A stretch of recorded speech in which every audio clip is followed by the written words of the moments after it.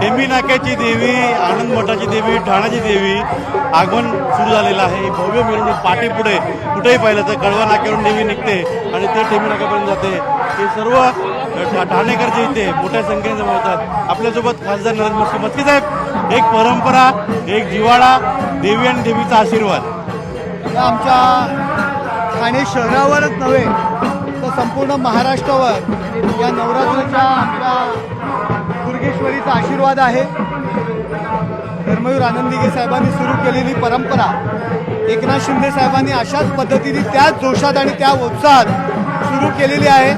हा उत्सव टेंबी नाक्याचा नसून पूर्ण शहराचा, ठाणे जिल्ह्याचा उत्सव झालेला आहे। त्यामुळे उत्सव जरी असला तरी एक आठवणी असतात। अगदी आनंद दिघे साहेब जेव्हा होते तेव्हापासून अगदी लहान असल्यापासून या मिरवणुकीमध्ये अनेक जण सामील होतात। आपल्या जुन्या आठवणी तरुण असताना त्यावेळेची मिरवणूक, आत्ताची मिरवणूक, त्या वेळेची मिरवणूक आहे ती पण जोशात उत्साहात असायची।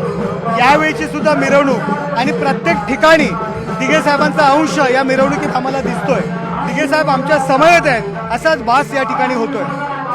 साहेब, याच देवीचं जे आता जे सिनेमा निघाले होते त्या सिनेमामध्ये दाखवलं की या देवीचा आशीर्वाद घेऊनच शिंदेसाहेब असतील किंवा अनेक शिवसैनिक असतील हे पोहोचले होते। मुख्यमंत्री असतील किंवा पदावरती एकनाथ शिंदे साहेब आणि महाराष्ट्रातील तमाम जनतेला या देवीचा आशीर्वाद आहे। प्रामाणिकपणे निस्वार्थी भावनेने हा देवीचा उत्सव साजरा केला जातो।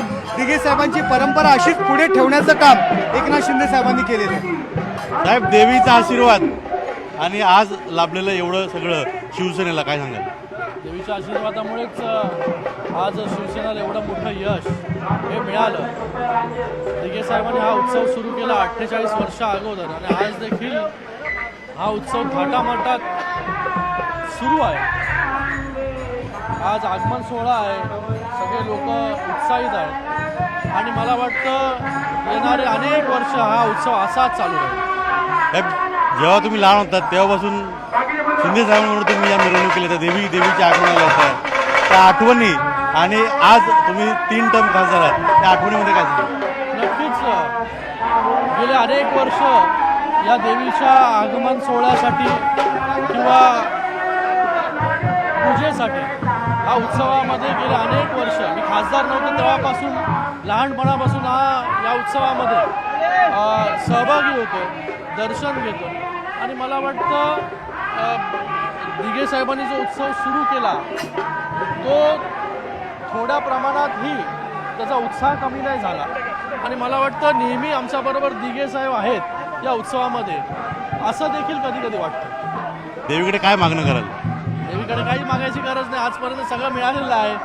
आज शिंदे साहेब जे आहेत हे महाराष्ट्राचे मुख्यमंत्री झाले, नंतर उपमुख्यमंत्री म्हणून आज कार्यभार सांभाळतात, मी खासदार आहे। मला वाटतं शिवसेनेला चांगलं यश हे मिळालेलं आहे, पण मला वाटतं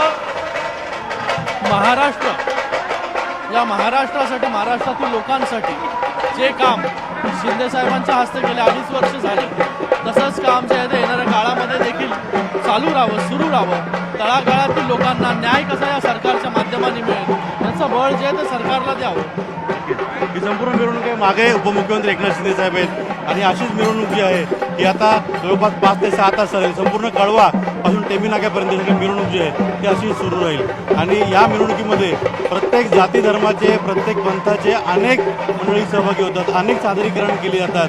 हेच या मिरवणुकीचं वैशिष्ट्य आहे। पुढे उमेश गोविलकरचा अजित मांढरे, ठाणे।